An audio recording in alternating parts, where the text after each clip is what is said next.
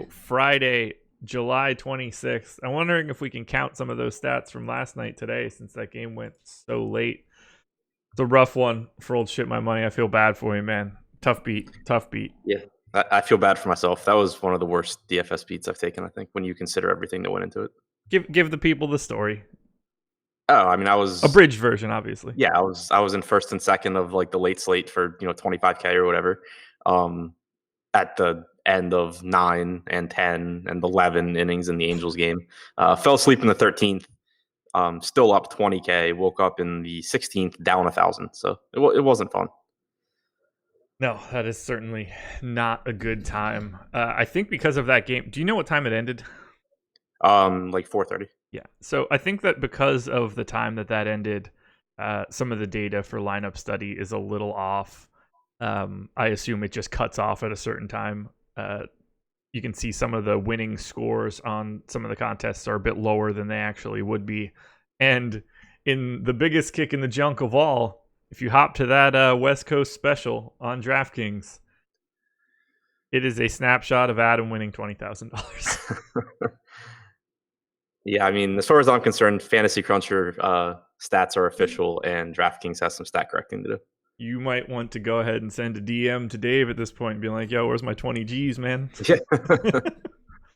You also see Adam sitting in second, along with good old Tommy Nation, a.k.a. Jake.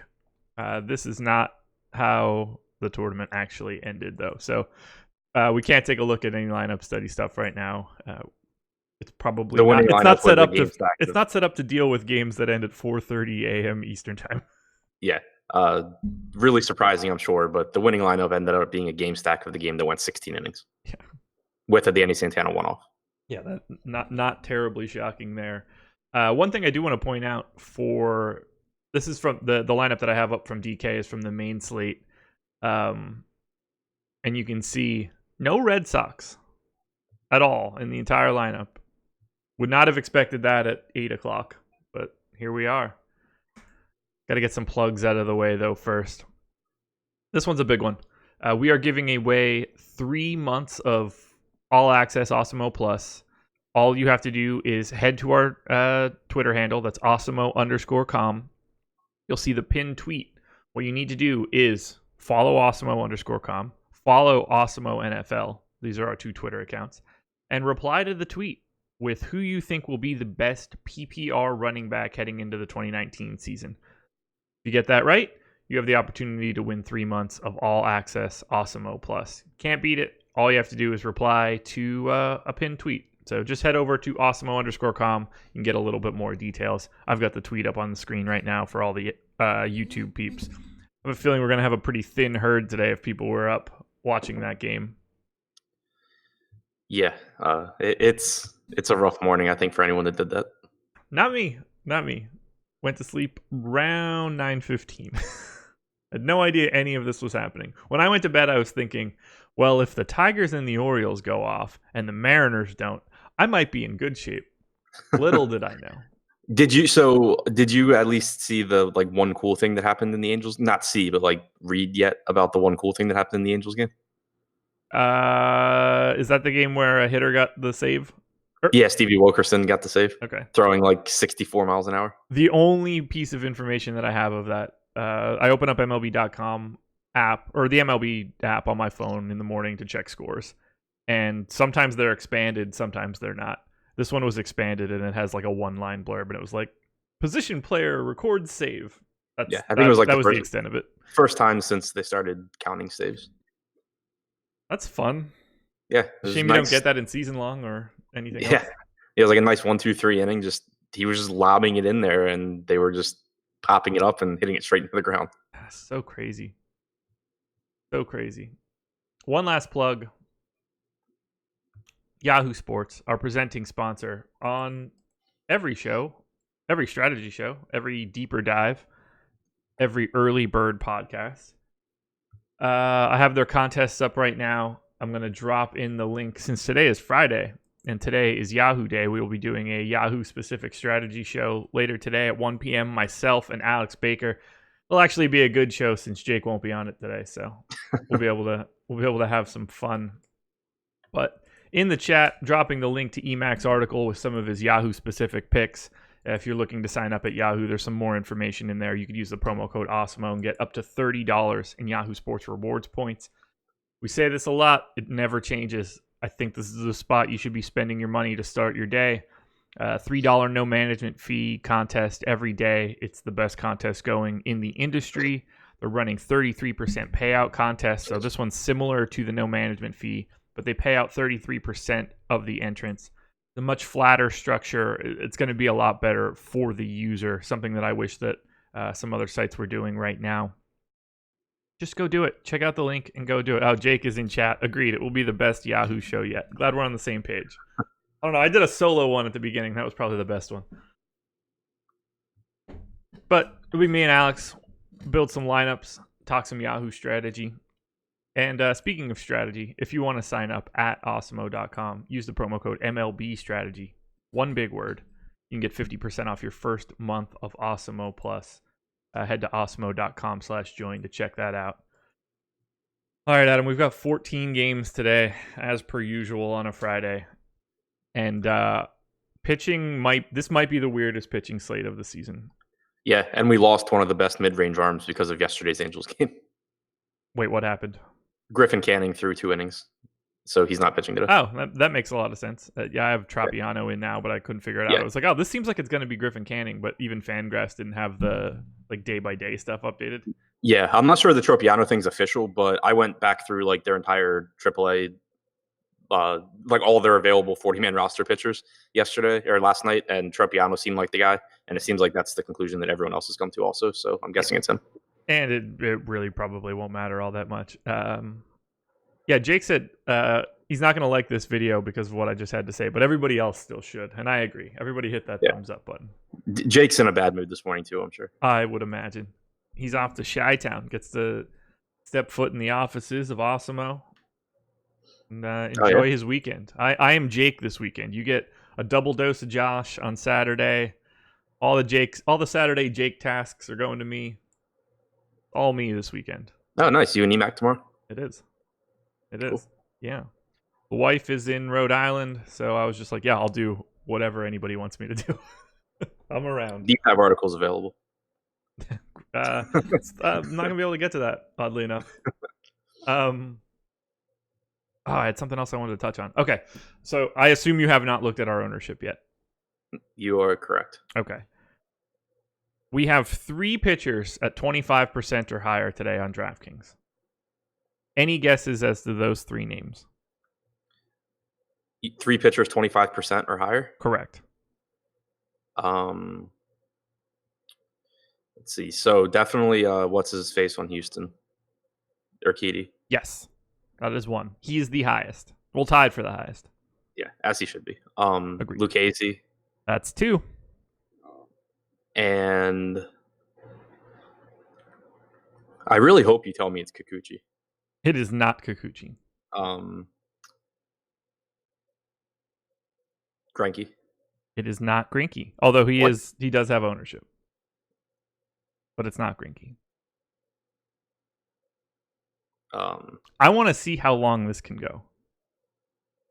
Pineda? No. Also has some ownership though. Flaherty? Nope. Mangden? Nope. This is going to be fun. Samardzija? Nope. Did you say no? No. Yes, I said no. Alcantara? Nope. I like Paxton? Nope.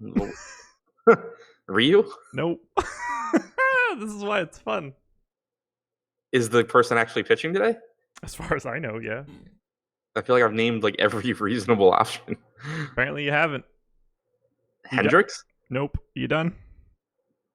Yeah, I'm out of pitching. Daniel Norris. How many more names did I have to give you? All of them? Because I took a sip of coffee on that one. I guessed every other 5K pitcher, but I assumed it would be Kikuchi over Norris or Mangden over Norris. Incorrect, sir. Incorrect. Yeah, today Urquidy, Norris, Joey Lucchesi, 25 or 27%, depending on who we're looking at. We're going to have a wild one today. We need to just do this. I can't remember a day where there's less at the top and more ambiguity at the top. And 50% of the ownership is going to two 5K pitchers, one of which on a 14-game slate, I can't imagine wanting to play as chalk, but we'll find out. First game up, Phillies and Braves. 4.8 run implied total for the Phils, 5.2 for the Braves.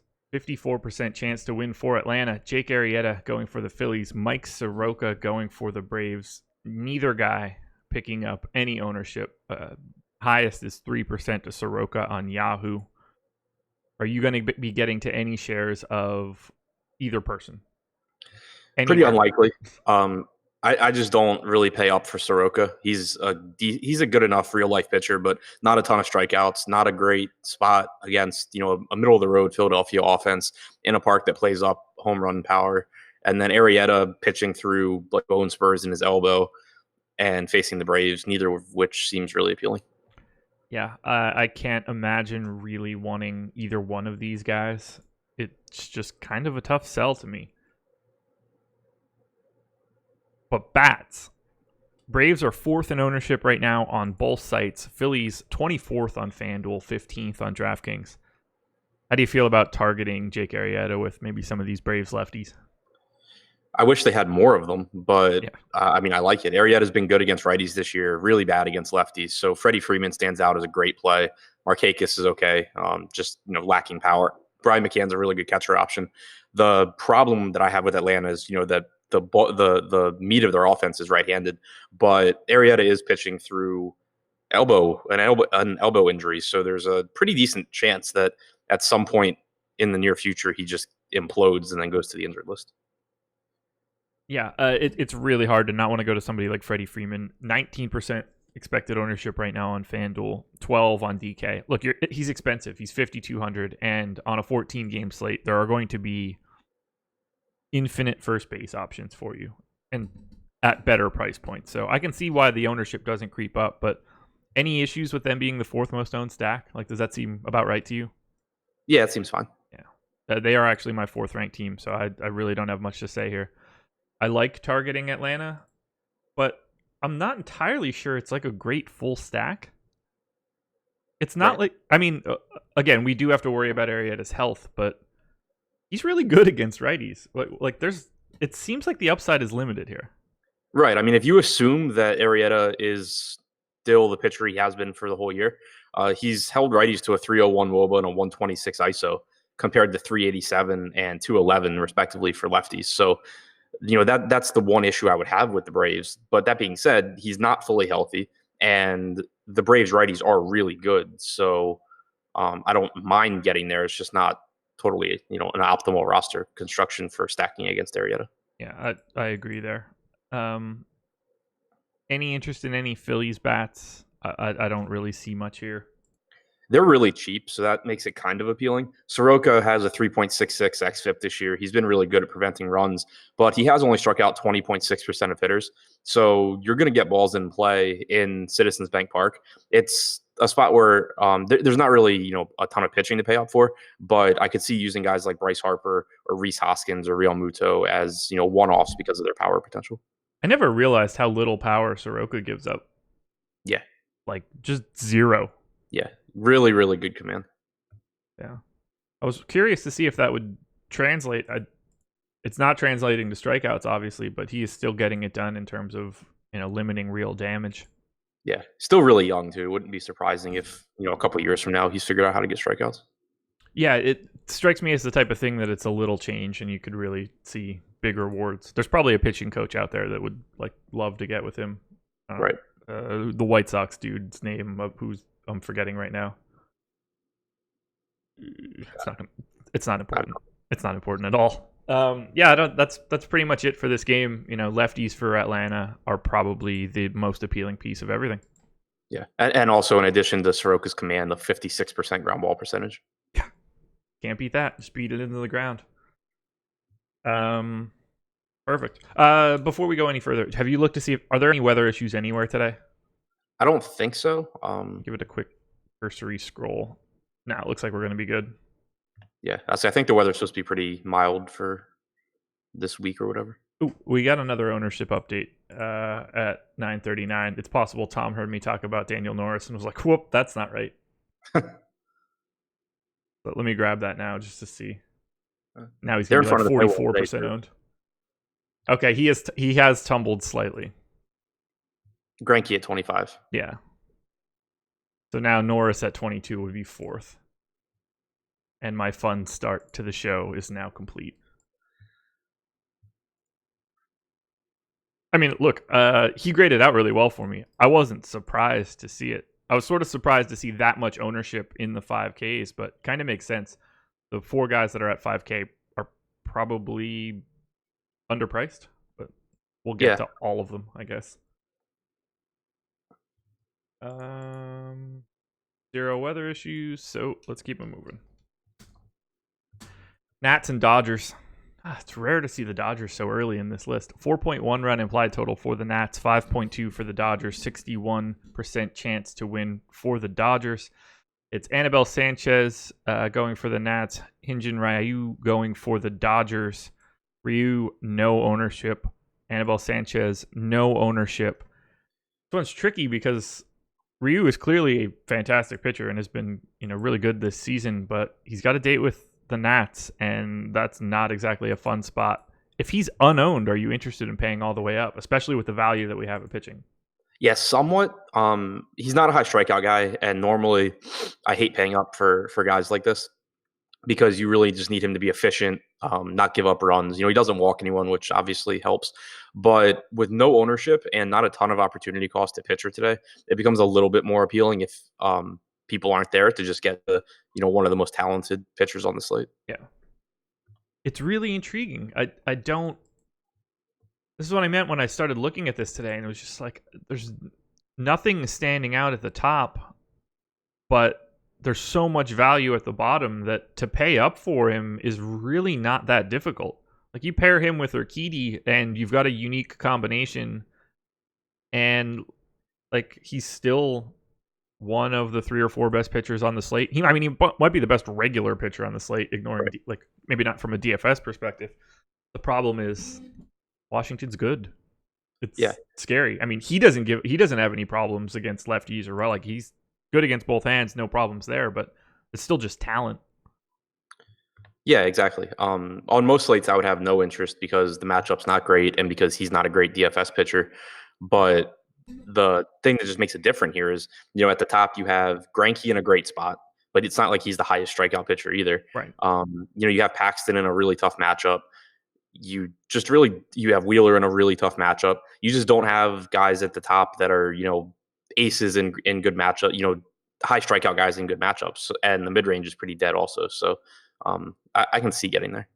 Yeah, like if I'm going to be matching the field on Pineda, then I'd rather just have like 6% Ryu.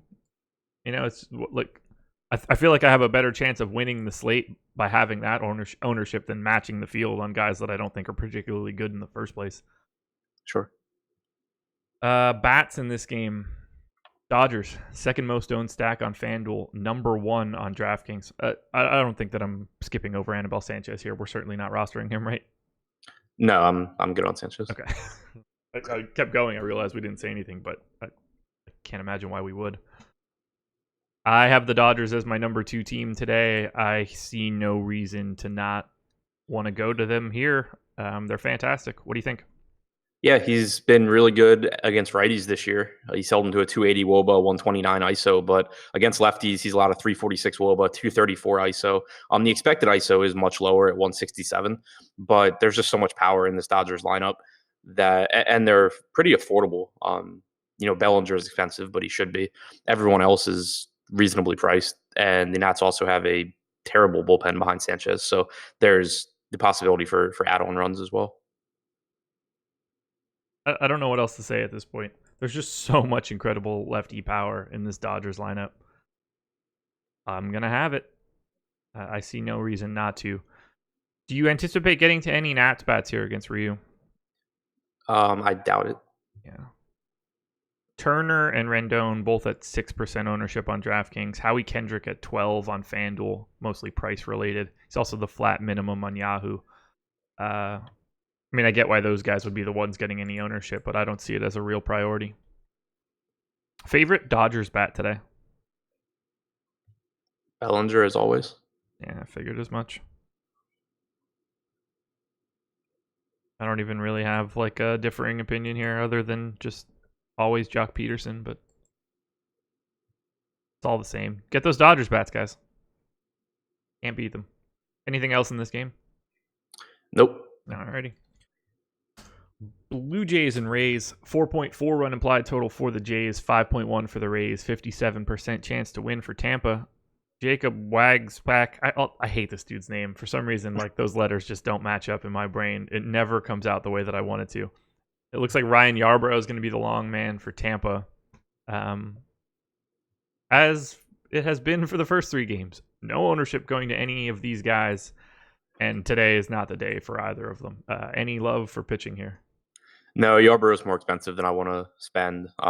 Wagsback, just not a high strikeout guy, and Tampa Bay is not an easy matchup either. So I won't really be getting the pitching here either. Yeah, let's start on that. Let's start on the Tampa side. They have the most ownership right now on FanDuel. They are second on DraftKings. I have them coming in 9th, but it's not that I don't see the appeal. You looking to attack Wagsback with some Rays bats?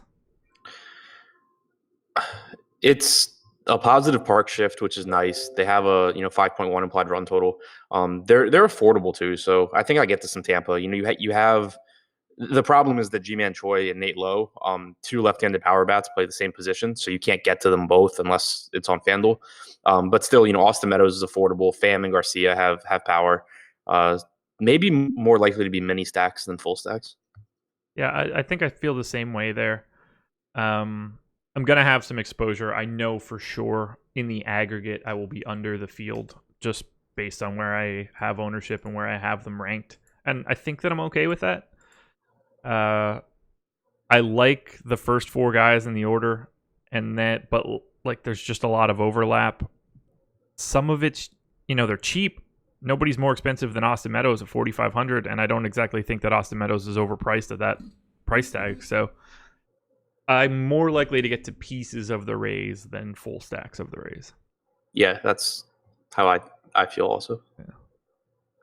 Travis d'Arnaud, 4,500, potentially hitting 8th. That is a price tag for you. Any Blue Jays bats? I'm sure you and I will both inevitably be over the field on them or something. Yeah, I'll say I'm sure I'll get there. Vlad, 3,700, tons of power still. Not a super appealing spot though. Smoke is better from the left side, and he's going to be batting right-handed against Yarbrough. Biggio has, the lefty-lefty matchup other than probably his first at-bat against a reliever. It's not super appealing for the Jays. I realized I didn't pull up Yarbrough's stats here. I just want to take a look and see what he is against both hands. Yeah. Lots of strikeouts against lefties. Yeah. Just not going to be that kind of day. I don't need to pay $8K for Ryan Yarbrough, and I don't really see much popping out from a value perspective for the Jays. Yeah, I mean, I would assume that most of my Jays exposure is just like one-offs or mini stacks of Guerrero, Grichuk, and if Teoscar's in the lineup, then Teoscar. Yeah, same page. Alrighty, keeping it moving. I'm cruising here. Mets and Pirates. 5.1 run implied total for the Mets, 3.9 for the Pirates. 62% chance to win for New York. Zach Wheeler going for the Mets. Dario Agrizal going for the Pirates. Now we finally got something to talk about. Wheeler, 24% ownership on Yahoo, where he is $37 for reasons. 5% owned on FanDuel, 13% on DraftKings. I'm really curious to get your thoughts, although I assume that you and I are going to have very similar ideas here. Like, the Pirates are a terrible strikeout matchup. I think they're they have the second lowest strikeout rate against righties this season. It's not that kind of game. The park will help. The Pirates offense just in general should help. 3.9 run implied total for what I have in here right now, but one of the lowest implied totals on the slate. what Wheeler doesn't get in strikeouts, he makes up for in volume. He goes deeper into games than just about any other pitcher in the league. And I'm hoping that if he's able to keep the ball in the park against some of these Pirates lefties, this could be a good spot. What do you think about Wheeler today?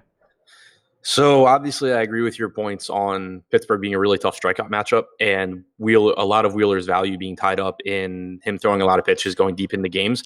I'm a little concerned about that today because obviously it's not a good strikeout matchup, so it's unlikely that he racks up points via a strikeout. But this is his first start since July 7th, coming back off the injured list with a shoulder injury. He's one of the Mets' most appealing trade candidates. I don't really know why they would have him throw like 115 pitches, unless I guess to showcase he's healthy, but it seems like maybe he gets not 115 pitches today and goes like one inning less or something. Not that that's going to influence a whole lot for me because obviously we don't have some sort of announcement that that's going to happen, but it just makes me even a little bit more concerned. It's a really tricky one. There's so many similar arms at the top today that I don't know if he's 13% owned on DraftKings, then I assume I come in over that because that's just simply not that much. And in a perfect world, he can beat that price tag. I just don't know what to do in matchups where against the Pirates because they just don't strike out. I mean, it's aggressive. Did you tout that number? Did I do what? Did you mention their strikeout rate against righties or anything? No.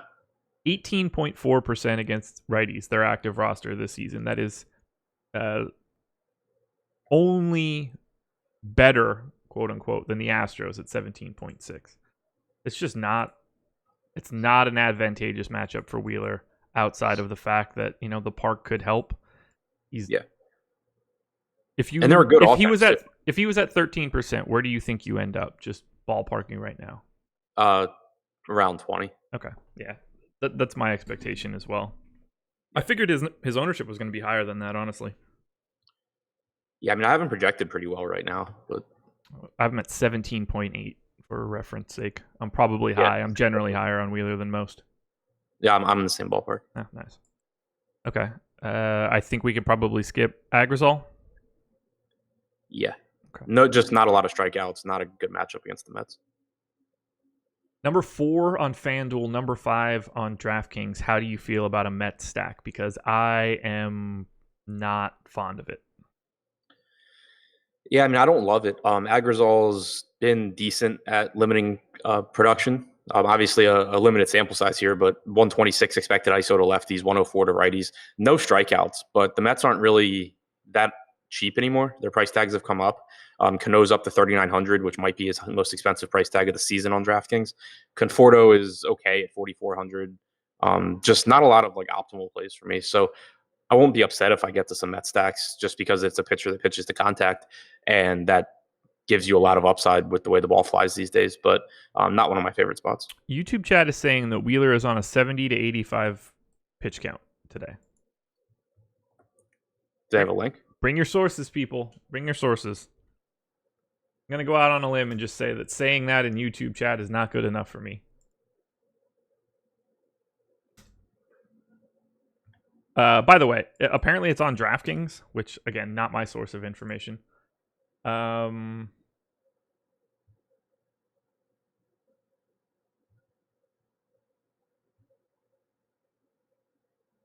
might be. Maybe they're trying to trade him? Yeah, they are trying to trade him. I don't. Yeah, so it does say. It sounds like it's from Tim Britton of The Athletic. Through a 30-pitch simulated game on Tuesday.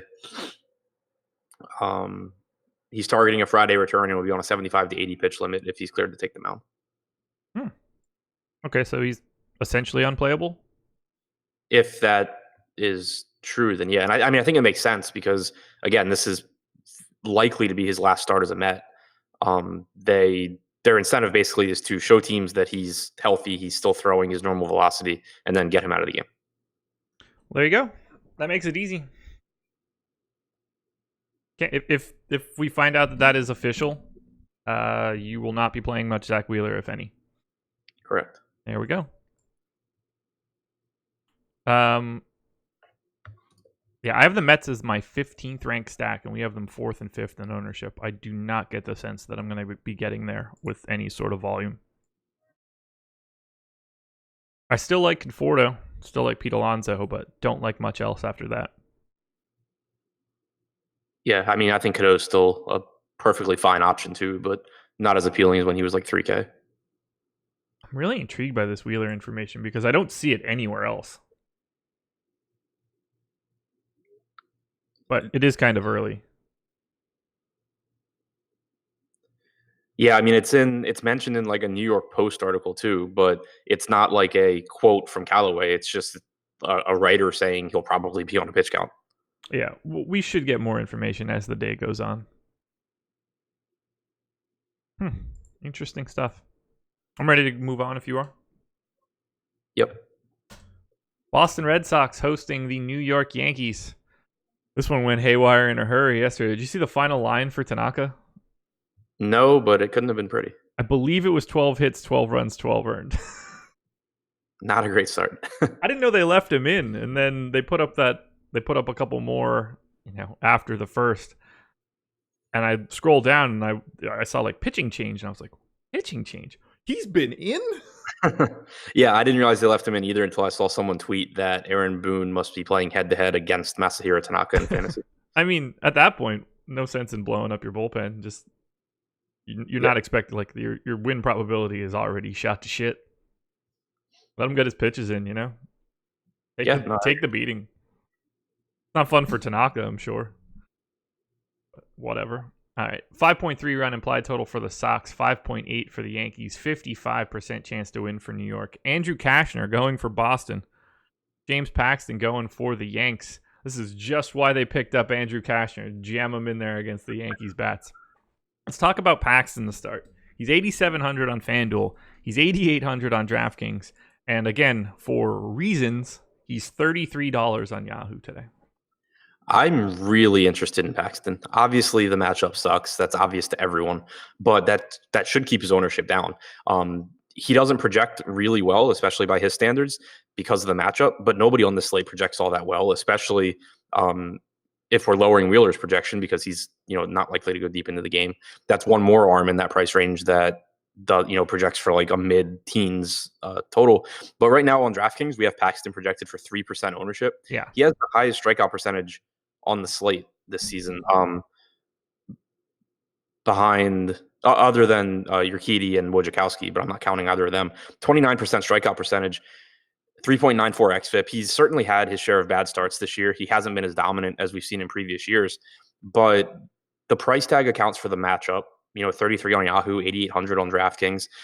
The ownership isn't there. I'll take the talent and the strikeout upside in tournaments. First of all, you need to put some respect on Woj's name after that performance last time out. So, I mean, we'll obviously talk about it. I'm actually really intrigued by Wojciechowski going forward. But okay. Yeah. We'll get there. I mean, okay, so first and foremost, Paxton for $33 on Yahoo is just a no-brainer. The fact that we're projecting him for 8% ownership is even crazier, too. I get that it's a horrible matchup and all, but for the upside at that price, just like, don't think twice. Get at least a share or two in Yahoo lineups. Yeah, on DK, 8,800. If Wheeler is not a piece of this day, I think Paxton starts to look a little bit different, at least in GPPs, particularly at a 3% ownership number. The strikeouts can be there. And the good news is he can't be any worse than Masahiro Tanaka. That is true. Any Andrew Cashner for you? No. Yeah. This is about as bad a matchup on paper as you can get for Cashner. It's brutal. Yeah. This dude has given up a 201 x ISO with a 13% K rate to righties over the past 2 seasons. And in case you're not aware, the Yankees have a bit of right-handed power in their lineup. Yeah, this year he's at 238 ISO, 256 x ISO with a 15% strikeout percentage to righties, 385 x WOBA. He's been good against lefties. Not a single Yankee bat on DraftKings, on FanDuel, or on Yahoo is in double digits in expected ownership today. I love the Yankees. Yup. How do you not? Here comes the 6 innings, 2 hits, 1 strikeout game out of Cashner. Yeah. The old BABIP special. Follow that like barrel ball account on Twitter. Just get like 22 barrels and all of them being out. 397-foot line drive to center, caught. I hate that Twitter account so much. Oh, it's so fun. You're like, yes. Oh, that's not. They need something. They need to like change the color of the graphic if it's a home run or something. Yeah. The like shade the background yellow or green or something if it goes yard. The only redeeming quality it has is when you know, like if you're, and I'm sure you don't get to experience this because you're sleeping, but if you're like towards the top of a tournament and you kind of have an idea of what teams or what hitters are popular and you don't have, and you see it pop up on the barrel account and you just immediately get pissed and then you see that it was like a 403-foot out. Yeah. It's great. It's so great. Yeah, I don't know how you can't have a lot of Yankees today. Look, they are very expensive, but if we're going to be getting 65% total ownership to Kikuchi, Alcantara, Norris, and Urquidy, then what are you spending that additional money on if it's not the Yankees? Like this is the perfect slate where you don't have to pay up for pitching. They're sitting right there. Give me all of it. I don't understand. This is the day. Yeah, I completely agree. Great minds think alike. Favorite Yankees bat today? Judge. I like the price tag on Voit, and he'll probably. I mean, I guess neither one will be that popular, but he's normally lower owned than Encarnacion is. Doesn't even matter today. Yeah, 4% Encarnacion, 2% Voit. Right. Yeah, I don't know all of them. Yeah, all of 10 of both. Right. Torres also is someone that I always get to here. And just to point out, Fenway Park, 90 park factor for left-handed home runs, 101 for righties. So even the park, while neutral, is playing into the Yankees' strengths against Andrew Cashner. Yeah, that's what happens when you put a wall 300 feet from home plate in left field. Very true. Very true. I don't know what else to say here. Love the Yankees. Do you plan on attacking James Paxton with any Red Sox bats? I think a lot will depend on the ownership, but it's still a 5.3 implied run total, and they're still a really good offense. If Paxton's projected ownership comes up throughout the day, I think that my Red Sox exposure goes up as well. Yeah, it seems like they would go hand in hand. Right now, similar story. Nobody in double digits. Mookie and JD both at 9%. Everybody else 6 below. So I'm happy to just have offense in this game. And Paxton. Yeah, and Paxton. Yeah, I'll have both. I'll have Paxton, a lot of the Yankees, some of the Red Sox. Yeah. That's probably these. Favorite Red Sox bat? I guess JD because of his price. Yep. Alrighty. Sounds good to me. Sam Travis is 3K also with multi-position eligibility on DraftKings. He will be pinch hit for, most likely, though. Yeah, you would think. He's also $8 on Yahoo. Yeah, he literally has one job in the major leagues, and it's to hit against left-handed pitchers.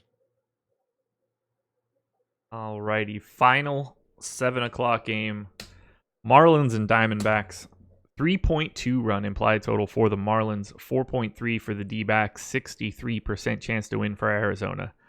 Sandy Alcantara going for the Marlins, Zach Greinke going for the Diamondbacks.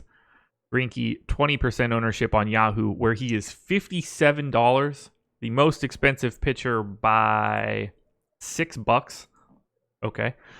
He's 10-2 on FanDuel, 10-5 on DraftKings, 18% ownership on FanDuel, 25 on DK.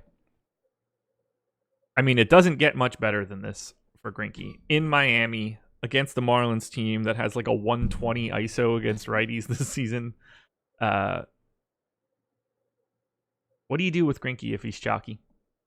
I'm just going to roster a lot of him. Same. He's my number one projected pitcher. I think that's probably the case for a lot of people. But with there being 14 offenses, it's really easy to be contrarian on slates like this. And I don't need to do it by taking like weird stands at pitcher. So you have a really good matchup. You know, tons of righties in Miami. Greinke struck out 25.2% of righties this year. 283 WOBA, 160 ISO. They have virtually no power. He's not even really expensive. It's not like he got priced up to 12K or something like that. So I'll just play a lot of Greinke. Yeah, I feel the same way. Does have struggles against right-handed power, but it's not like Miami's bringing any of that to the table. Yeah. And the 88 park factor to right-handed hitters for home runs is tied for the lowest with San Francisco's. So I assume the roof's going to be open today, which is like the only negative that you can point out for Greinke.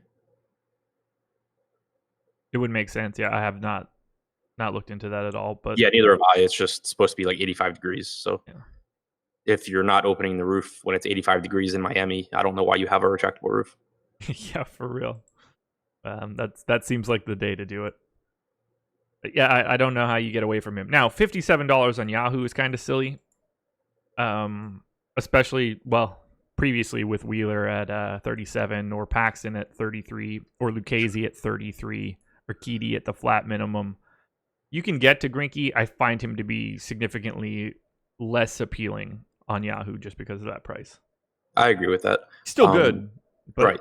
Like you can still do it because there are still value bats. You still have it's really easy to get to him on 2-pitcher sites because you have your Keedy at close to the minimum. Right. So you get to roster this minimum priced guy with a 30% strikeout percentage and then pair him with Zach Greinke and still average over, $4,000 per hitter on DraftKings or whatever the equivalent is on Yahoo. But it's a much less appealing price tag on Yahoo, no question, when you compare him to the price tags of other guys. And especially because stacking on Yahoo has it carries a little bit less weight than on other sites. So saving money on both of your pitchers and just kind of going crazy with bats on the slate makes some sense. Yeah, I don't disagree there.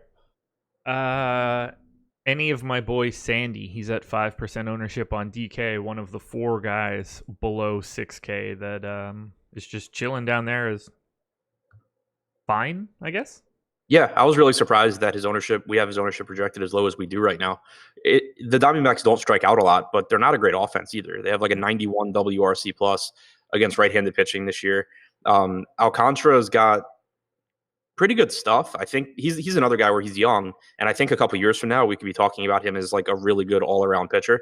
Right now, his strikeout stuff still leaves plenty to be desired. Only 16.4 strikeout percentage, 10.6 walk percentage, 5.4 xFIP. Like clearly flaws with the guy, but when the other pitchers around him that are getting ownership are Yusei Kikuchi and Daniel Norris, I don't think he's worse than those pitchers. No, I certainly don't mind having shares of him. If I get to like 10 or something like that, I'm cool with it. Strikeout rate against lefties over the past 2 seasons, 13%. Projected lineup right now has 5 lefties in the lineup. Not exactly a high upside spot, but again, he's 5,700, so right. Take what you can get when you're pitching in Miami. I'll have some. I have no problem with it. Yeah, it's not that I love the spot. It's just, we have him at 5%. We have Norris at 22. We have Kikuchi at 11.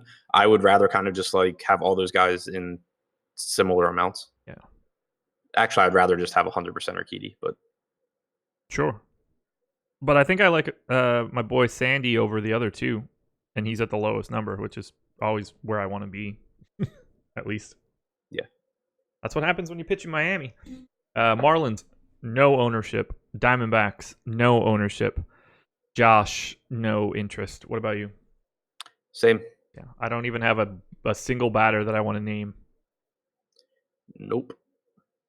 I mean, if I had to choose one team, it would be Arizona, obviously, because Miami's bullpen is absolute trash, and Alcantara doesn't strike guys out. Like, he's nowhere near as good as Zach Greinke is.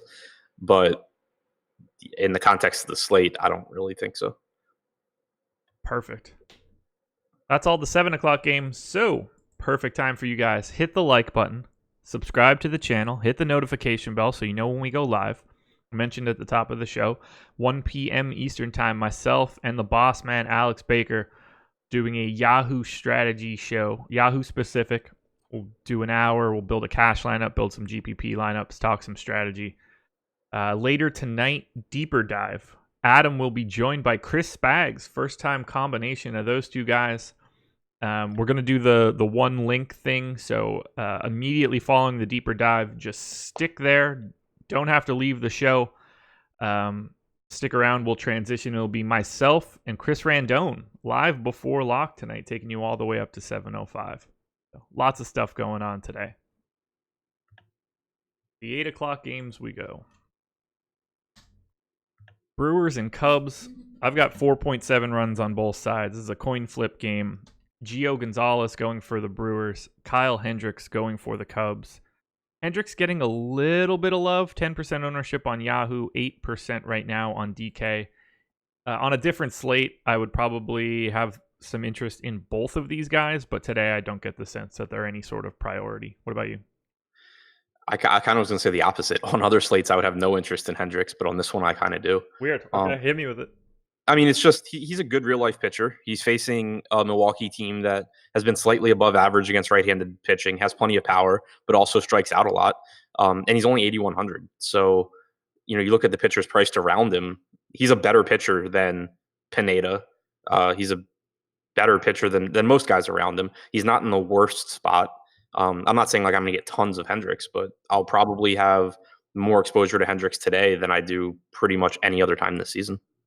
I'll say this, now that Wheeler is probably out at 9,200, that'll probably bring up a little bit of my Hendricks love. For him, 159 x ISO against lefties over the past 2 seasons. That's good enough in Milwaukee. I'm still a little nervous. I feel like there are easier spots to get to than Hendricks, but I don't necessarily mind him. Yeah, any Gio? I haven't projected as like a top 5 raw scorer. So really. Yeah. I mean, in the same category as like a lot of other guys, but the point just being that like the price tag's appealing and I don't see a real big difference between him and a lot of other pitchers, and he's not supposed to be popular. I have him 7th right now, but it's basically like a 6-man tier. He's right. 2 points behind Ryu for me, so I don't think it's crazy.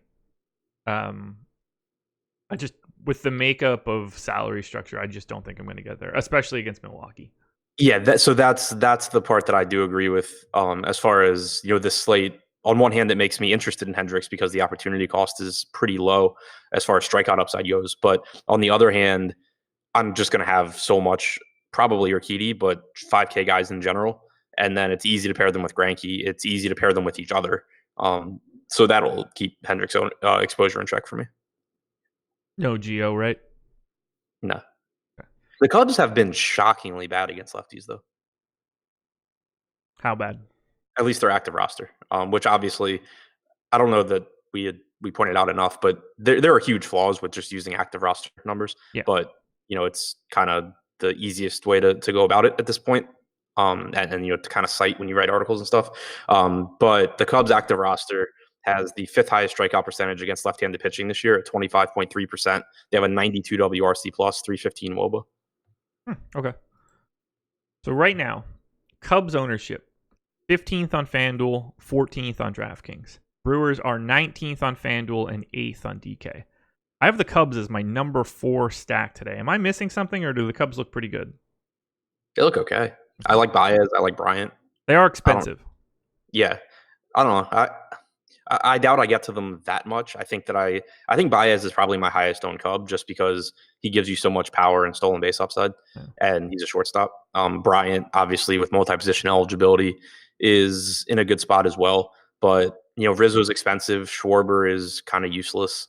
Hayward's kind of useless. Contreras is expensive. Robel Garcia has power. He's reasonable. Almora is cheap, but it's kind of just an ugly team for a full stack, I think. Okay. I kind of like that Baez, Bryant, Contreras, Garcia combo today. Even sure. Almora to get to a 5th, like fit those righties in against Gio. Robel Garcia has a ton of power too. Right. I can see getting there. I'll have more than the field if these guys go unowned-ish.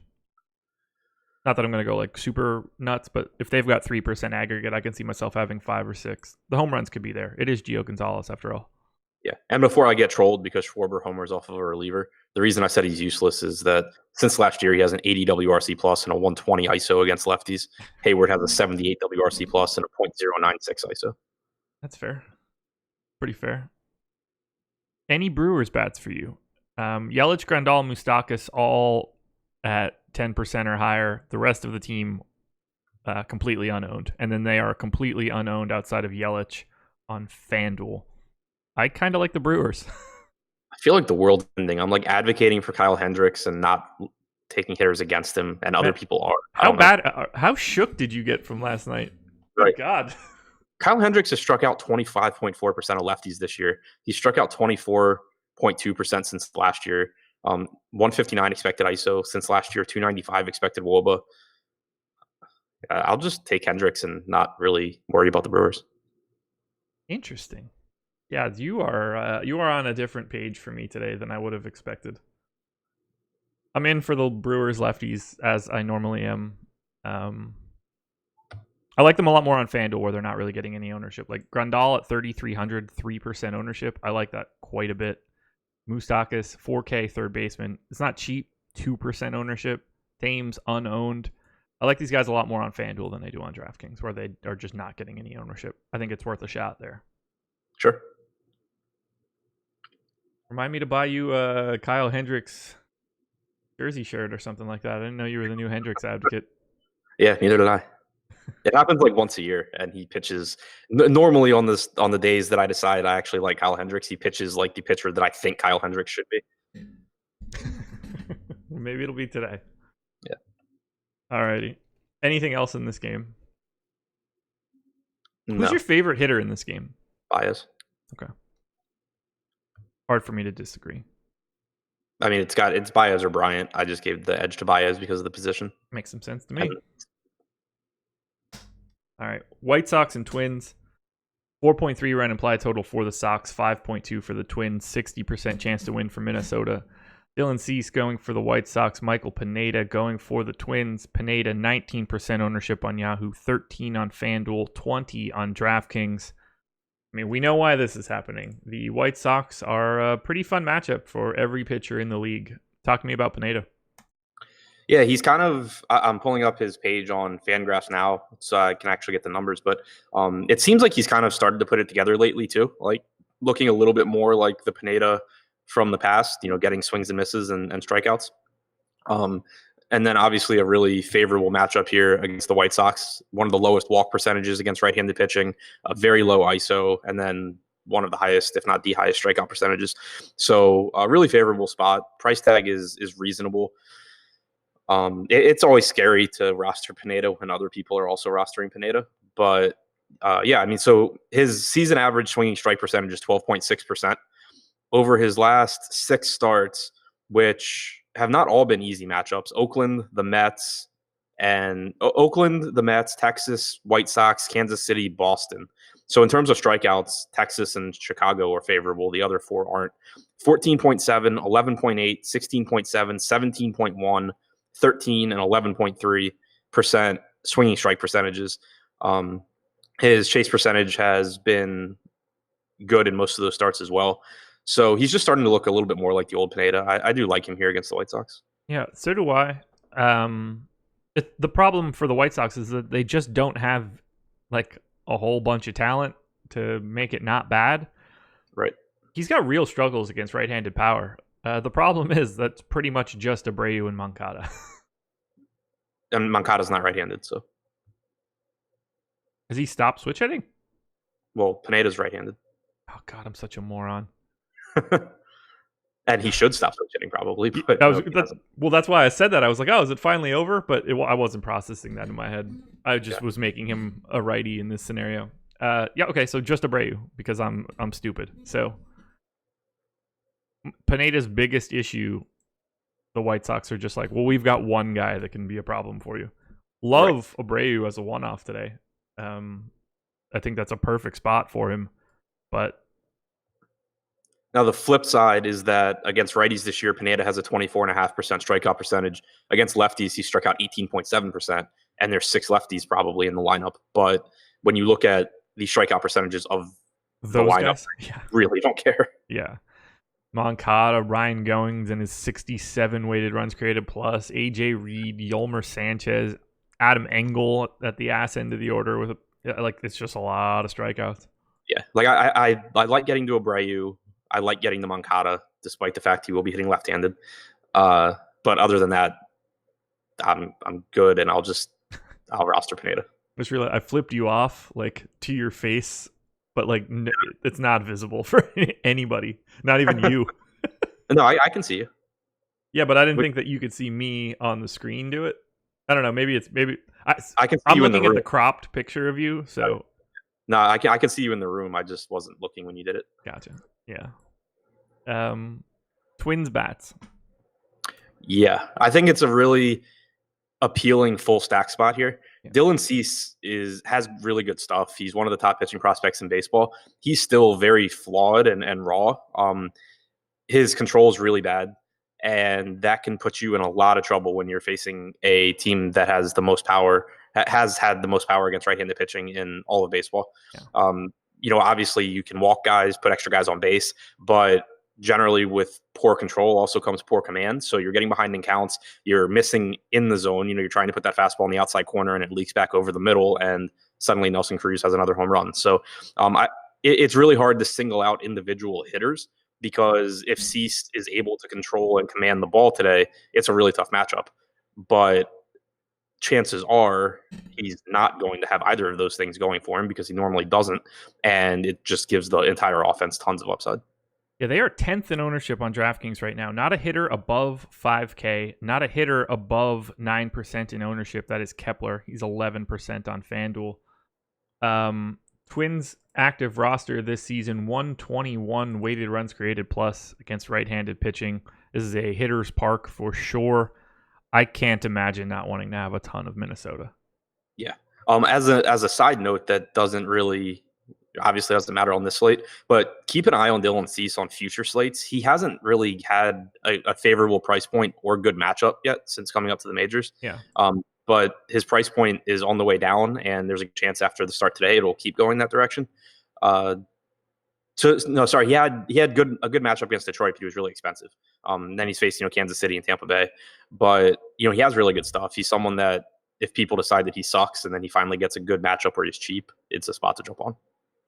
I'm assuming we're on the same page here, but I'll throw it out there anyway. Favorite hitter, Nelson Cruz? Yeah. Dude, I wish I would have took him for a dong pick yesterday, like I did 2 days ago. Dude's just Did you see some of the home runs in that game? Nope. So I saw the tweets about them. Yeah, I mean, I only saw them because one of my friends that I talk to a lot is a Twins fan, and so he was watching the game and just telling me. But Miguel Sano almost broke the bat over his leg because he thought he popped up and it went over the wall. There were some balls that were barely hit and just flew out last night. So I was manually making my FanDuel adjustments after Andrelton Simmons got ruled out, and I got to a lineup where I had like an Angels Twins stack. So I was trying to put Polanco in and then make it like remove one Twin to try to make the balance stick around, since the Angels didn't have an available shortstop on the sites or on FanDuel at that point. So I unclicked Sano and I was like, that is the wrong guy to be pulling out of a GPP lineup. Like of all the dudes, he's got like one job to do. But I just remembered thinking about it then. I don't know, but bad story. Bad story. Sounded better in my head before I started speaking, but pretty much everything I say does. I don't think we have anything else to talk about here. Just play the Twins. Not getting enough love here. Really like them. Yep, agreed. Cardinals and Astros, 4.2 run implied total for the Cards, 4.4 for the Astros, 52% chance to win for Houston. Jack Flaherty going for the Cards, Jose Urquidy going for the Stros. Urquidy coming in off of that absolute gem in his last start against Texas. Flat minimum on Yahoo, 7,500 on FanDuel, and 5K on DK. Is there any limit to how much you'll have today? I didn't. What was the question? The middle part cut out. Is there any limit to how much you'll have today? 100. They won't let me get more. Talk to me about it, man. So on FanDuel, I think it's the only site where there's even like a conversation to be had. He's fine there. Yeah.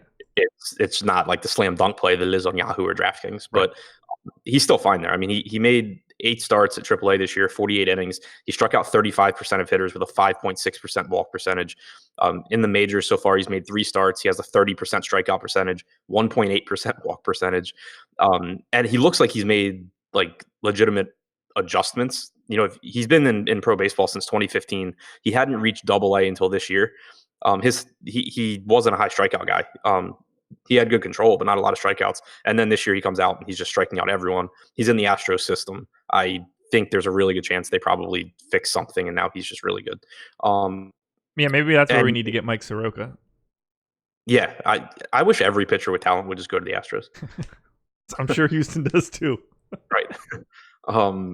Yeah, like that's always my like non-Orioles related like baseball wish is just like all like Matt Boyd and Kyle Gibson just go to the Astros. But still the watered down Cardinals lineup also without Yachty or Carpenter or Ozuna. There's really just no risk in Urquidy on Yahoo or DraftKings because of the price.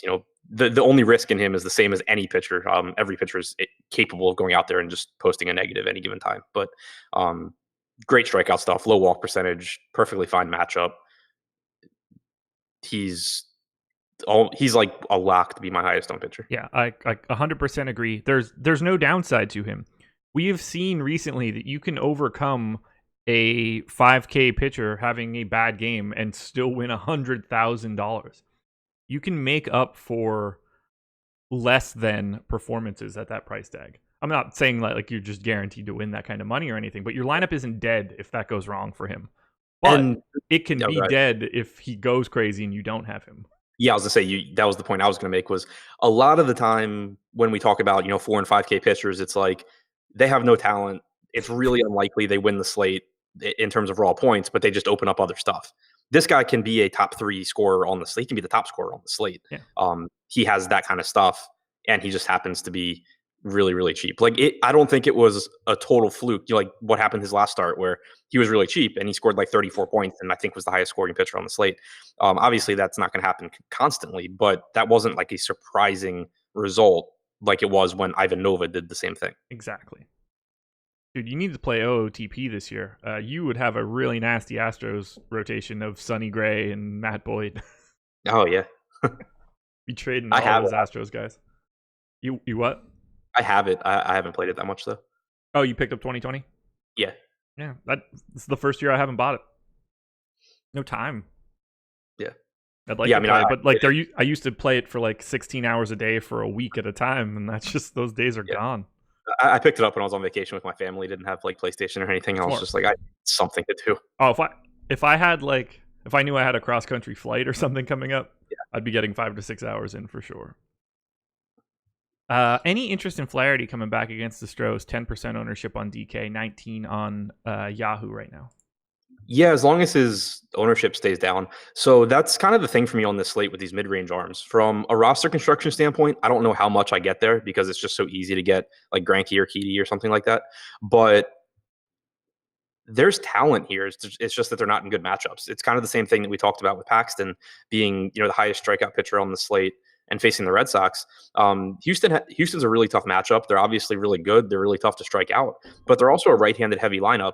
And Jack Flaherty has a 32% strikeout percentage against right-handed hitters with a 265 xWOBA, 133 expected ISO. There's a lot of upside at that price tag for someone with those numbers in this spot.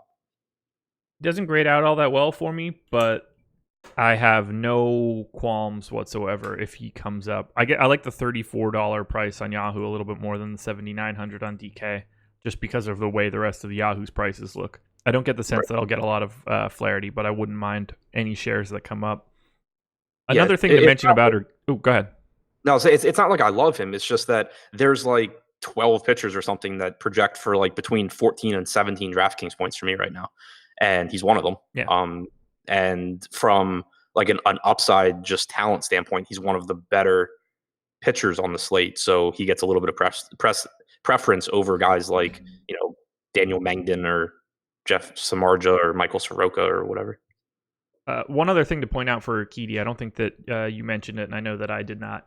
The Cardinals against righties have basically been like the Marlins this year. They've been real putrid. So just another feather in the cap. He's just facing an offense that hasn't been very good against right-handed pitching this season.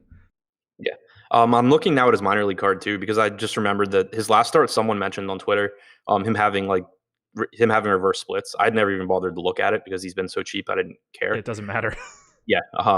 But No, so he gave up power to righties at AAA, but he struck out 48 in 30 innings. So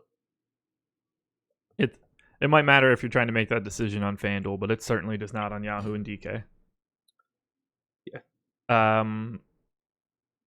Both teams owned in like the 20s in terms of rank in ownership today. Basically none on either side. Do you have interest in either team from a hitting perspective? I like the Astros a little.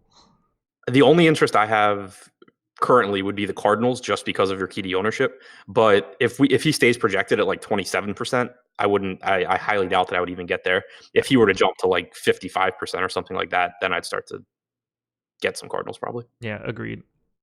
I mean, the Astros are just, it's hard for the Astros to rank in like the 20s for me unless they're facing a full on number one ace, because there's just too much raw talent in the lineup. Like I have them 13th overall. It's not a really good ranking on a day where there's 28 teams, but compared to their ownership being in the 20s, like I'll probably get a couple shares of the Astros. That's just a talent play, and I'm cool with that. Sure. That's fine.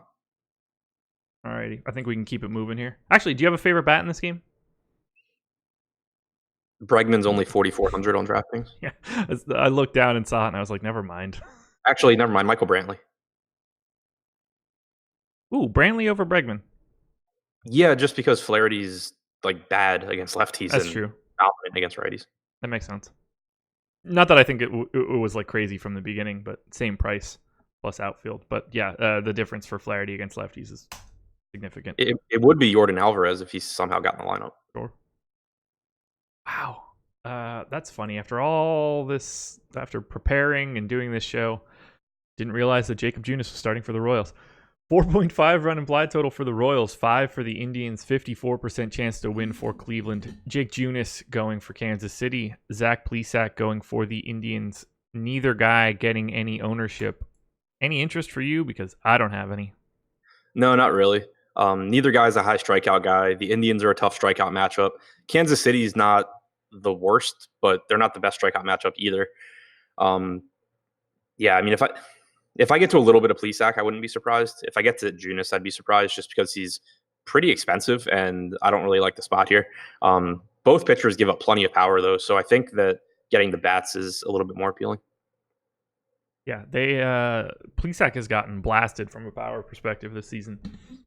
Royals right now 13th in ownership on FanDuel, 17th on DK. Indians 12th on FanDuel, 7th on DK. Only guy in double digits across both teams and both sites is Lindor on DraftKings for 10%, and that's what's going to happen when he hits leadoff and he's 4,700. I clearly like Lindor. I don't really get the sense that I'll have too much coming from either one of these teams, but that kind of bums me out. No, I mean, I agree. Also, Kipnis is a really cashy second base play on DraftKings, specifically 3,300. But yeah, so I mean, Plesac not terrible at pitching overall, but has allowed power. It's kind of similar to how I felt about the Royals against Plutko last night. You do have power in these top four bats, especially Dozier and Soler. The Royals aren't going to be a popular stack, so that means that Dozier and Soler are going to be really low owned. Both of those guys in tournaments make a lot of sense to me. Arteaga, if he's back in the lineup, is awful, but still 2K. So that opens up some stuff. Yeah. And then on the other side, Lindor, obviously, you mentioned Kipnis. Jake Bauers is really cheap. I like getting to some one-offs from Cleveland because Junis will give up home runs. Yeah, I have no problem getting to a couple individual bats, but the park hurts. If this were the opposite style ballpark, this game could look a little bit different, but they should be able to mitigate a little bit of the power here. Yeah. Favorite bat in this game that isn't Lindor? I'll say it is warm, and it looks like wind's blowing out a little bit, so it might play a little bit smaller than usual. Okay. Favorite bat that isn't Lindor, point per dollar, Kipnis, but Soler and Dozier. Soler and Dozier are my two favorite tournament plays from the game. I like Soler a lot. Grades out really well for me. Yeah, I knew they both had been hitting for power. What do you think Dozier and Soler are at ISO against right-handed pitching this year? Are they like can I give one answer for both? Or are they Yeah, close? Okay. they're in the same ballpark. Okay. I mean, you're setting me up for it, but I would have said like I don't know 150. But you're gonna tell me that it's like 220. Dozier's at 284 Jesus. and Solaire's at 296. Okay. Dozier has a 148 WRC plus. Solaire's at 130. Both have elevated strikeout percentages, but Plesac doesn't strike guys out. Damn. Yeah. Soler looking pretty tasty as a one-off, I think. Yeah. Merrifield's at 161, Gordon at 176. So like those guys have decent power to round out that top four. But Soler and Dozier individually just not going to get ownership and have massive upside here. Really do. Good on you for pointing that out. Whew. Big number. Anything else here? No. Alrighty. The Angels, we go 5.5 run implied total for LA, 4 runs for the Orioles, 66% chance to win for the Angels. By all accounts, as of right now, we're looking at Nick Tropiano going for the Angels and Adrian Wojnarowski going for the O's. Tropiano, not really that interesting. He's in the 7Ks on both FanDuel and DraftKings, so I don't get the sense that anybody's going to be going there. No ownership going to Woj, $36 on Yahoo, $7,200 on FanDuel, $7,100 on DK. Because of all of the value today, it's kind of difficult to want to get there, particularly against an Angels team that doesn't really strike out. But talk to me about your further thoughts on getting some Woj bombs. Yeah, I mean, he's just I don't think he's really that useful in this slate. His price tag came up. It's a tough matchup, all the things you just said. But I am actually interested in him going forward. He's had some ridiculous swing and miss stuff this year. And, normally I just write off every pitcher for the Orioles pretty quickly. But like he's made 4 starts. They haven't been the easiest matchups. He's faced Tampa Bay, Toronto, the Nats, and Boston. His first start against Tampa Bay, 8.3% swinging strike percentage, 32.7% chase percentage, whatever, pretty mediocre numbers. Toronto, 22.5% swinging strike percentage, 43.4% chase percentage. Washington, tougher matchup, 15.8% swinging strike percentage, 38.3% chase percentage. And then Boston, toughest matchup of all, 21.9% swinging strike percentage, 45.8% chase percentage. Those are like ridiculously good numbers, obviously. I pulled up, I still haven't dug super deep into them because I haven't needed to yet, but just kind of quickly looking at Brooks baseball, his slider movement this year, he's getting like an extra 2 inches of depth on his slider compared to 2017 or 2015, which were the other 2 years he's been in the major leagues. Always good to have an extra 2 inches. Yeah. I mean, it's a different pitch than it was in the past. Getting a lot of swings and misses there. He's throwing a cutter like 20% of the time now that he didn't throw in 2017. So he does look like he's at least made some adjustments, and he's got some ridiculous plate discipline numbers so far. So in favorable matchups, I think there's a chance that like if he stays around this $7K or $7,500 price tag, he'll be written off even in middle of the road matchups because he projects as a below average pitcher. But he's the kind of guy where you can jump on him and beat the field there. I think based on some of the stuff that we've seen so far. Good stuff, man. I'm very intrigued to see him moving forward. Today is just not that day. Yep. Angels right now are 3rd in ownership on FanDuel. They are 3rd on DraftKings. But I want to point one thing out, just in case it is Nick Tropiano. Over the past 2 seasons, Nick Tropiano, 223 x ISO against lefties, 240 against righties. Should we have a little bit more interest in the Baltimore Orioles? I think so, yeah. I mean, it's tough. There's 28 teams, and they have a 3.9 implied run total, but they do have some pretty fairly priced guys. Chance Sisco is a $4,100 catcher. VR most likely leading off with multi-position eligibility, $3,800 on DraftKings. Those 2 are affordable. Mancini's good. Chris Davis is free. It's never like my favorite stack, and I doubt that Tropiano gets much ownership, so that won't really bump Baltimore for me either. Right. But, I think that maybe getting to some one-offs here makes some sense. Okay. Yeah, I just wanted to point that out. I did not realize how bad Tropiano had been over the past 2 seasons. Yeah. So let's circle back to the Angels. They grade out as my number one stack. As I mentioned, they are the chalk stack. In particular, it's Trout, Ohtani, and Upton. Not that you guys couldn't have figured that out on your own. What do you want to do with the Angels here against Woj? I expect I'll be underweight just because I think they'll be popular because you're getting really good point per dollar plays in all three outfielders, Trout, Ohtani, and Upton. Simmons is a great point per dollar option. So I just think you're going to get a lot of ownership here. And while I'm not interested in rostering Woj, the fact that he has improved means that there's a really good chance that projection systems are overvaluing the Angels here.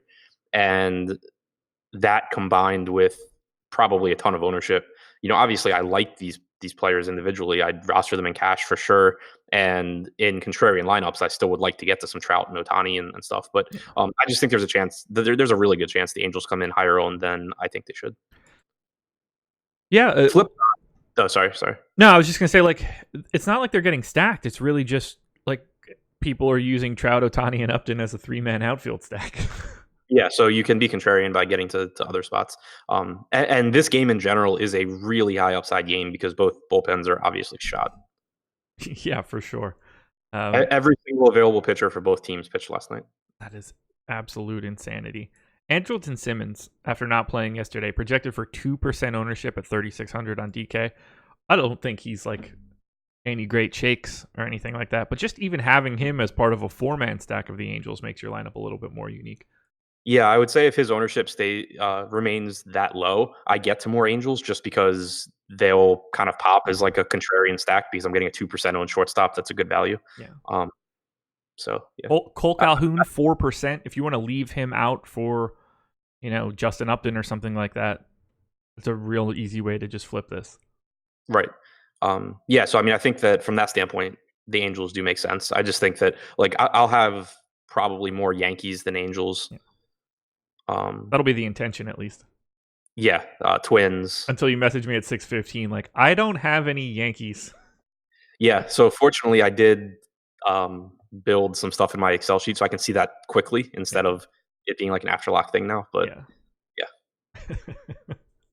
I don't have anything else here. Favorite bat in this game, Ohtani? Yeah, Trout or Ohtani. Sure. All right, perfect. 3 games to go. Oakland and Texas, 4.4 run implied total for the A's, 4.2 for the Rangers, 51% chance to win for Oakland. Daniel Mengden going for the A's, Lance Lynn going for the Rangers. Mengden, 8% ownership on DK right now. Lance Lynn, 16 on Yahoo, 9 on FanDuel, 10 on DK. He's one of the arms that you could potentially pay up for today. How do you feel about Lance Lynn? It's kind of similar to the Flaherty matchup. Oakland is in a good spot. They have a ton of power. They don't strike out a lot, but they do have a very right-handed heavy lineup. And against right-handed hitters this year, Lynn has a 34.2% strikeout percentage, 276 WOBA, 152 ISO. I wish he was priced down a bit for the matchup. I'd be a lot more interested. Like it's tough to pay more for Lance Lynn than for Zach Greinke against the Marlins, but it is a lot of right-handed bats, so he clearly does have upside here in a good part. Yeah, the more that we're going through this, the more I'm starting to get that feel. Like if Lance Lynn is 10% owned and Zach Greinke's 25% owned, not that I want to pull down on Greinke at all, or even 1% for Ryu, but because of Kikuchi and Urquidy and Norris and Alcantara, like I think it's just kind of easy to pay up to be a little bit different. I'd rather just spend $800 more. Or maybe 800 is probably not the right example, but like I'd rather just spend more money and get to Lance Lynn and get that ownership difference in a large field GPP in a spot where he just mows down right-handers. And you mentioned the stats for 2019, even adding in 2018, 30.9% K rate, a 130x ISO in a ballpark that is just not great for power. Now, it's not a great strikeout park either. There is that little caveat, but I mean, I think it's kind of interesting just because of the way that this slate is set up. Yeah, I agree. It's easy to get there. It's not like so. The thing that I think makes it interesting too, and you were getting to it. The way the slate sets up, it's not like I'm like, it's not like you're really limited in how much total exposure you can spend on expensive pitchers. So it's not like if Greinke is projected to be 25% and Lynn is 10%, that by me getting a little bit more Lynn, it's necessarily putting me underweight on Greinke. There's Right. a really good chance I just roster more expensive pitching than the field if those ownership projections, hold true. So I can get, 40% Greinke, 50% Greinke, still get 15 to 20% Lynn, and I'm not really sacrificing anything. Do you prefer Lance Lynn or Michael Pineda right now? Pineda. Okay. As we're talking about this, I'm starting to talk myself into Lynn more than I am Pineda, and thinking like that's where my ownership is. I'm going to yank out the ownership of that 8 and 9K area and kind of just pay up more to be different. Yeah. Like, I think the most likely, and I'm obviously guessing because I haven't crunched, but I think the most likely outcome for me is probably that I get way overweight on Urquidy, I get way overweight on Greinke, and then I come in like around the field on guys like Lynn and Ryu and Pineda. Okay. I'm going to, while we're finishing up, I'm going to throw my stuff into DraftKings right now and run a crunch and just get an idea of what is coming up, and we can touch on it when we finish off. Yeah. Because this feels like so unique that I could see this come up and then have a completely different end game. Any Mengden for you? Probably not. It's an okay matchup. No Joey Gallo obviously helps. It's a huge park downgrade for Texas. It looks like it's supposed to be like 65 degrees in Oakland. We have him projected for 8% ownership. If I ended up around there, I'm fine with that. Just not a high strikeout pitcher. A lot of left-handed bats in the lineup for Texas. He has, since last year, he's struck out 13.4% of lefties, 226 expected ISO, 377 expected WOBA. Just not a super appealing spot. Wow. I don't know what words were trying to come out there, but it wasn't English, that's for sure. Yeah, no real interest for me in Mengden. Both of these teams ranked 20th or below in ownership. I have a little bit of interest in Texas, I guess, but nothing too crazy. Do you see yourself getting to any offense here? Probably not too much because neither pitcher is projected for a ton of ownership. Right. I'm just not interested in going against Lynn. But the Texas side against Mengden, Shin-Soo Chu's price tag's really appealing. So is Nomar Mazara's. Odor's appealing. I don't hate getting to Texas. It's just they're not a huge priority for me. Okay. Yeah, it'll be more one-off stuff as I'm looking at it, I think. Yeah, if this were in Texas, I'd be much more interested. Actually, they have no ownership, so it's going to probably look pretty ridiculous when I load this in.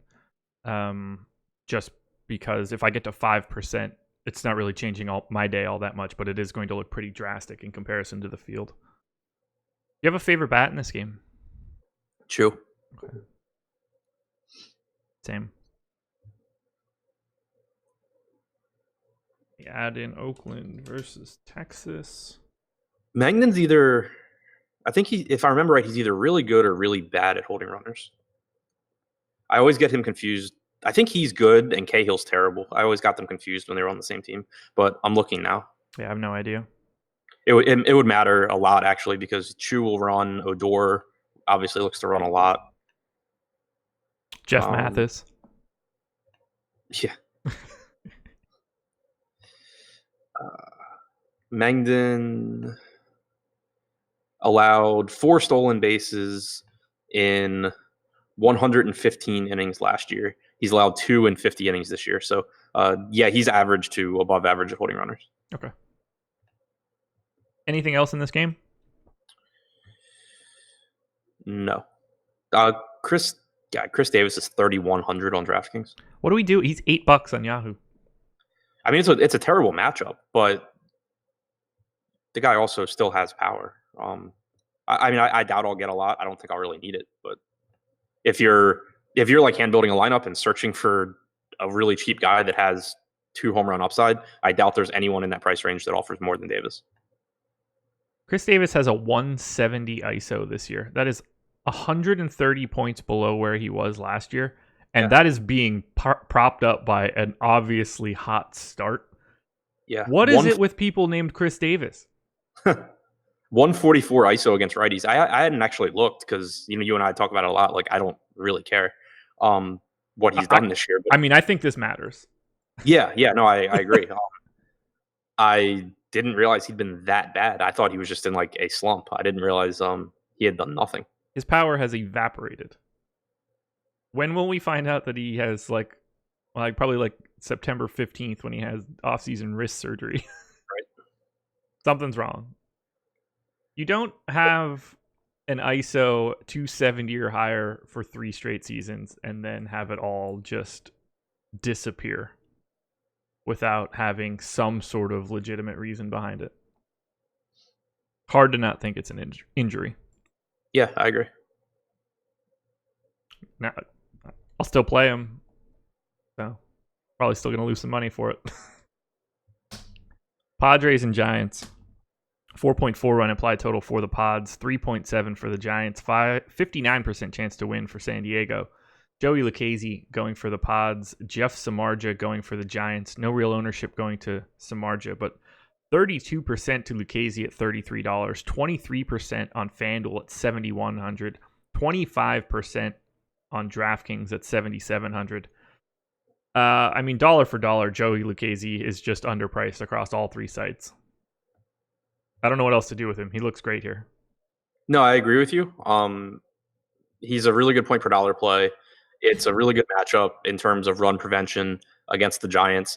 My concerns would be that because he's a really good point per dollar play, he's probably going to be really popular. Right now, he's our 3rd highest projected pitcher, 2nd highest at 25% on DraftKings. He doesn't go deep into games. He's thrown 100 pitches once in his last 10 starts. Normally, you're going to get like 5 or 6 innings out of him. The Giants aren't a great strikeout matchup. Lucchesi's not a great strikeout pitcher. He certainly could have a good game here. I think he's a good pitcher. I think that the matchup's good and everything. It's just that when you compare him in terms of strikeouts to a lot of the guys around him, they're going to be lower owned. I don't think that he wins the slate for that price range as often as the field probably does. Yeah, I think he just doesn't lose the slate a lot. Right. Is the way that I'm kind of feeling for him. Love him in a cash game scenario today. This is about as good as it's going to get for you. The Giants offense is not anything special. Lucchesi's only real weakness is right-handed power, which is mitigated a little bit by the park and mitigated by the fact that the Giants aren't very good. Yeah. I would say in cash games, like on DraftKings, the only 3 pitchers that you're considering are you're starting with Greinke or Urquidy, and then if you need the extra money, you're going from Greinke to Lucchesi. You're playing Urquidy, no question about it. And then it's just a matter of you prefer Greinke, but Lucchesi is the mid-range guy if you need it. 100%. Same page here. How do you feel about him for 7,100 on FanDuel? I think that's a unique spot. He is the chalk pitcher right now. 23% expected ownership. We have Greinke at 18 and Pineda at 13. Those are the only 3 guys in double digits. Yeah, so I'm looking to see who's priced around them. I think Urquidy has more upside than he does at a similar price point. Probably. But yeah, I think that he's a really good play. Yeah, I would say that he should probably be the chalk pitcher on FanDuel. If you're going to pivot, I would go to Urquidy in that price range. Agreed. It's just a really weird day, man. He kind of exists on an island on DK today. It's either this crop of dudes in the 8s and 9s or the basement. I haven't projected towards the top of the range of all those guys that are similar, but still in that range. It's not like I have him jumping out by himself. Sorry, responding to Slack.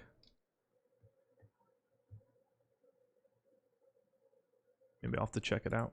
Anyway, Samardzija, I'm assuming, is a no-go for you?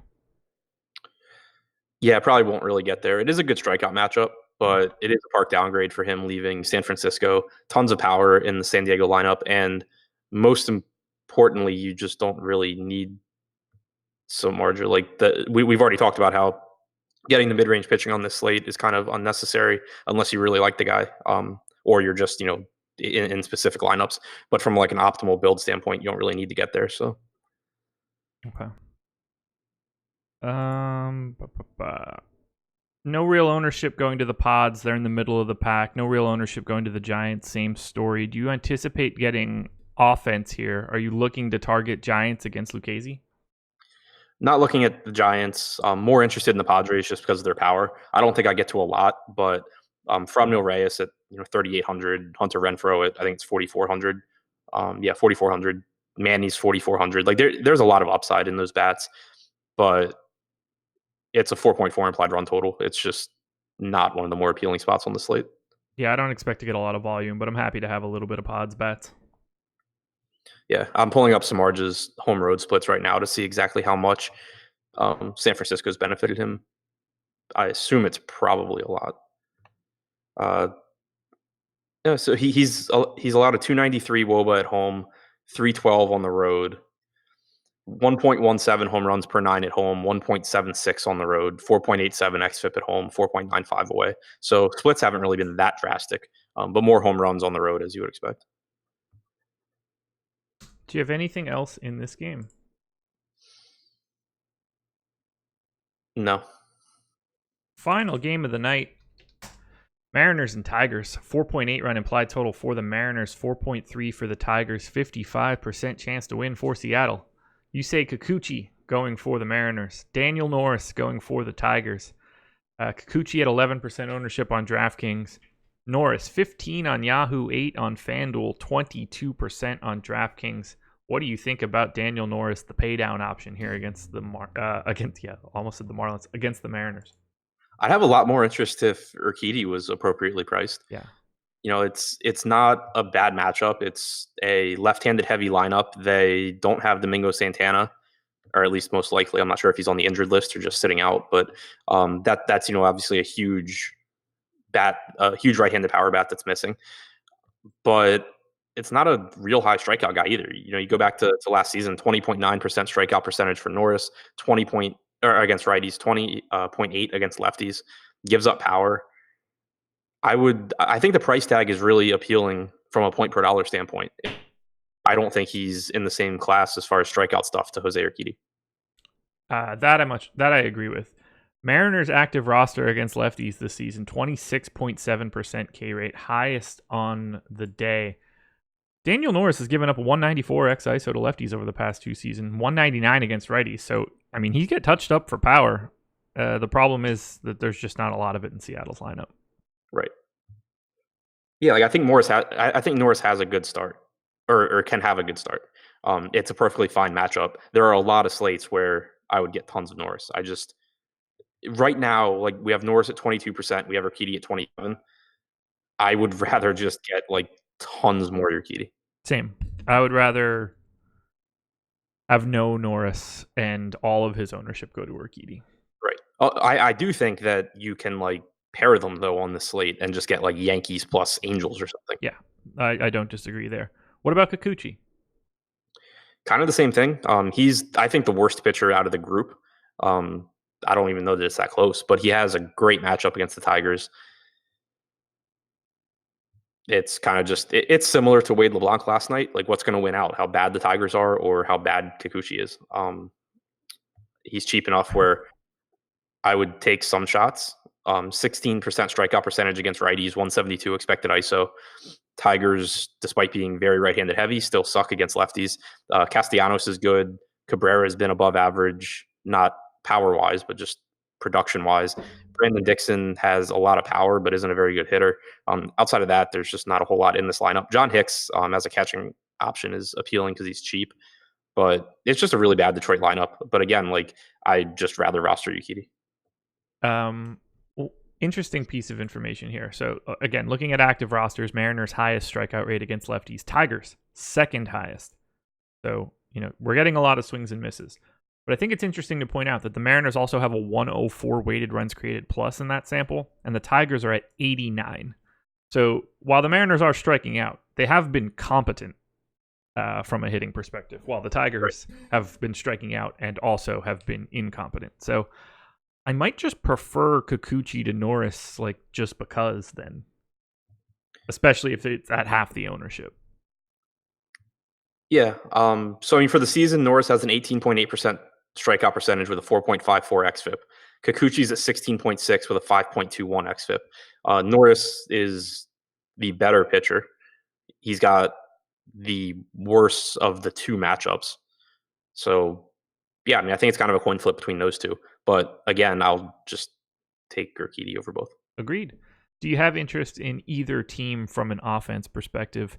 Mariners are 8th in ownership on FanDuel. They're just kind of nobody's really got a lot here.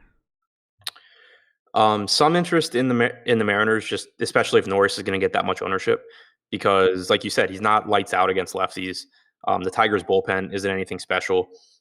Blaine Hardy threw 32 pitches yesterday. He's one of the left. Basically, they have like one lefty reliever that I would expect to be available today, because Hardy threw 32 pitches yesterday. Soto threw 51 on Wednesday. So chances are they are bullpen against a left-handed heavy lineup. And not a lot of good righty arms in that pen. So there's a lot of upside for Seattle if they can get to Norris, but I don't think they're like a super high probability stack. And then on the other side, it's just so unlikely for Detroit to be the highest scoring team on the slate. I cannot disagree with you there. 14 up, 14 down. I just loaded in my crunch, made my tweaks. It's just a 5-man stack. I ran 600 lineups and just sorted it out. So this is not any like line in the sand, but I'm interested to see where it breaks. And as I expected, I set relatively low caps as well. 38% Urquidy, 23% Norris, 15% Sandy, and 18% Kikuchi. So just knowing that's 93 total percent to those 4 guys. Lets me know what the look is going to be at the bottom. 39% Lucchesi. 40% to Greinke, 19% to Pineda. I didn't really get to Ryu or Lance Lynn, so that's something that I'll just sort of make happen a little bit later, because I'll want to make that change. From a bats perspective, had no problem getting to Angels, Dodgers, Cubs, Braves? Really? Braves. Okay. Orioles, Rangers. Okay. I'm feeling pretty good. Knowing that I did get to basically every lineup having one of those bottom 4 is cool with me. That lets me know that I can get to more Urquidy. I'm excited. I'm way more excited for this slate now than I was when I first looked at it. I thought it was trash. I feel like it's good trash. Yeah. No, I mean, I'm excited for it just because I still have such a bad taste in my mouth from last night. Yeah, I bet. Anything else on this slate? No. Okay. Chat was mentioning we don't have a ton of likes. Get on it, people. What are you waiting for? Hit that like button. Subscribe to the channel. Hit the notification bell. As I mentioned earlier, Alex and I will be back at 1 p.m. talking Yahoo strategy. The deeper dive with Spags and Adam today. 4:45. You think you'll need the full go? You're not listening to me. Yeah, I was in chat not listening to you. Yeah, I guess. Okay. 4:45 for the deeper dive, and you will stay on that link immediately following it. Same stream, same chat, same everything. Live before lock, myself and Chris Randone taking you all the way to 7:05. Adam, anything else? Nope. All right, everybody. Check out the pinned tweet at awesemo_com if you want to try to win 3 months of Awesemo Plus all access. All you need to do is check out that tweet, like it, retweet it, follow awesemo_com and Awesemo NFL, and give us your pick as to who will be the best PPR running back this season. NFL time is coming upon us, and the NFL content is coming out all the time. We're putting up new pieces every day from all of my peers. It's good stuff. Check it all out. That's it for this week. Strategy show tomorrow. Myself and EMAC breaking it all down the Saturday. So we will talk to you guys again later. Enjoy your weekend and good luck tonight.